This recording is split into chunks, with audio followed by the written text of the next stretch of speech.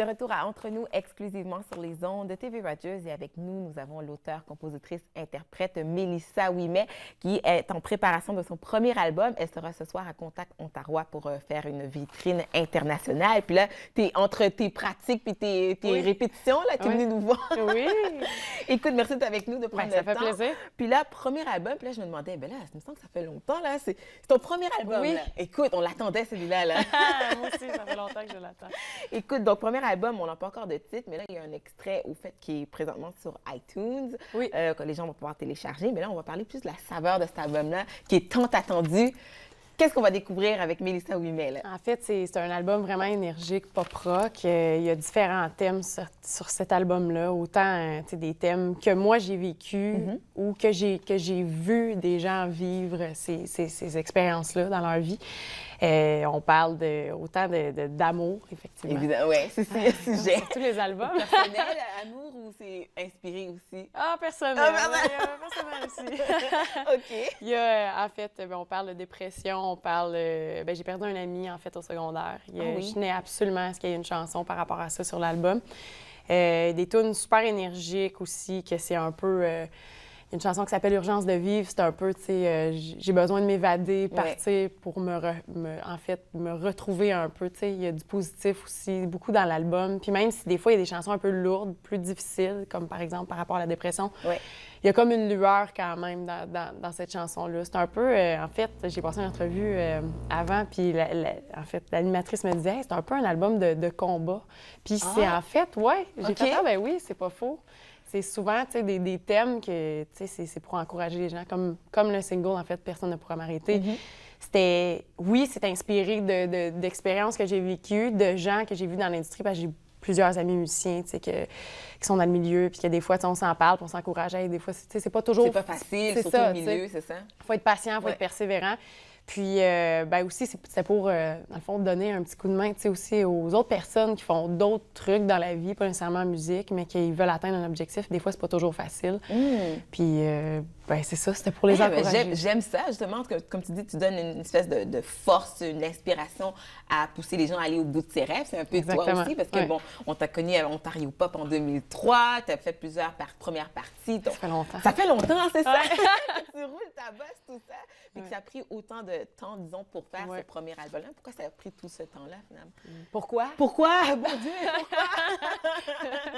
En fait, tu sais, quand j'y repense au temps que ça a pris pour que j'en arrive là, je réalise que c'est une bonne chose parce que je sais ce que je veux, j'ai les pieds ancrés au sol, je suis groundée, comment dire, j'ai tellement comme...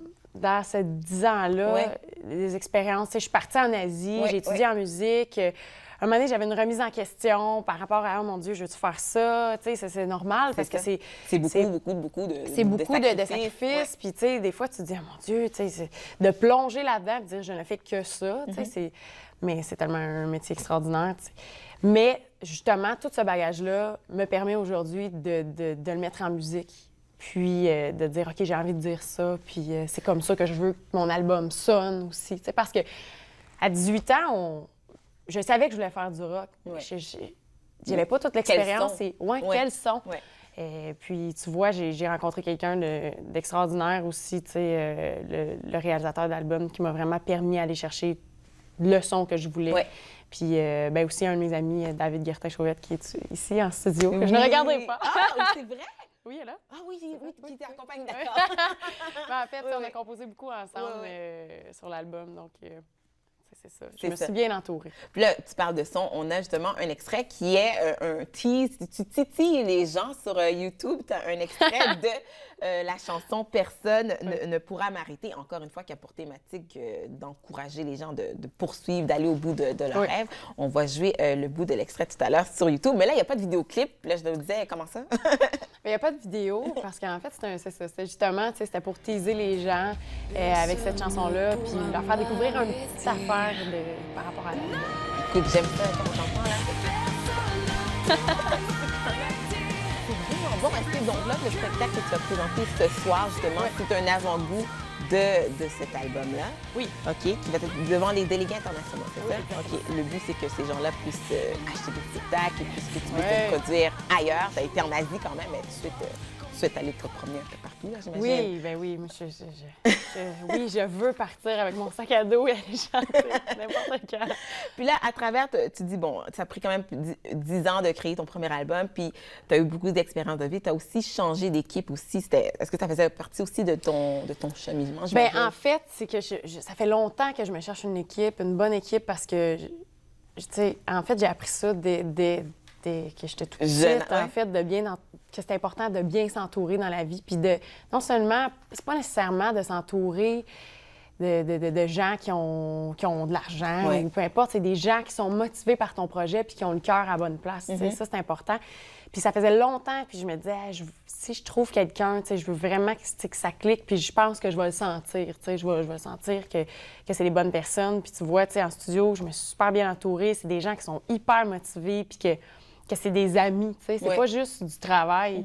Puis, au niveau de la gérance, j'ai trouvé mon gérant, puis ma gérante aussi, parce qu'en fait, c'est un couple. Ah oui? Oui. Est-ce qu'on peut les nommer? Oui, c'est Mike Gauthier, qui était anciennement chez Musimax, Musique Plus. Oui! Oui. Oh, c'est vrai! Oui, tu m'apprends quelque chose. OK, d'accord. Puis Geneviève, qui est sa compagne, c'est tellement des gens de cœur, puis qui sont tellement, en fait, professionnels, puis qui sont motivés. Puis Mike aussi, il a un bagage musical quand même super intéressant, donc... souvent, il va m'apporter des idées ou il va m'aider dans la direction un peu artistique. Oui. Tu vois, pour notre répète, pour la vitrine, il assistait à la répète, puis il était comme « OK, ouais, on pourrait peut-être faire ça, comme cette liste, le pacing, l'ordre des tunes. Tu pourrais peut-être, l'intervention, tu pourrais peut-être dire ça. » Fait qu'il me guide super bien, je suis vraiment bien entourée. Ça t'aide beaucoup. Puis moi, j'aime beaucoup Oprah. Puis justement, elle avait une citation qui disait de s'entourer de gens qui nous amènent à un autre niveau, finalement. Puis c'est vraiment ça que tu as fait, justement, avec ton équipe, là, pour t'amener vers un autre niveau, vers la Mélissa Ouimet. Donc là, je sais que, bon, tu as la vitrine ce soir. Les gens peuvent aller, même si c'est la vitrine. Puis là, le 21 janvier, là, il y a le spectacle au Centre des Arts Chaque-Mine. Les gens peuvent acheter leur billet tout de suite, j'imagine aussi. Oui. Donc, même chose, on va découvrir ton premier album. Et on peut l'attendre quand, cet album? On est impatient. Ça, je sais, moi aussi. Je pense que t'es plus impatient que nous, là. Non, mais c'est sûr que c'est au printemps. Okay. C'est sûr que là, il faut que ce soit avant juin. C'est ça. Avant juin?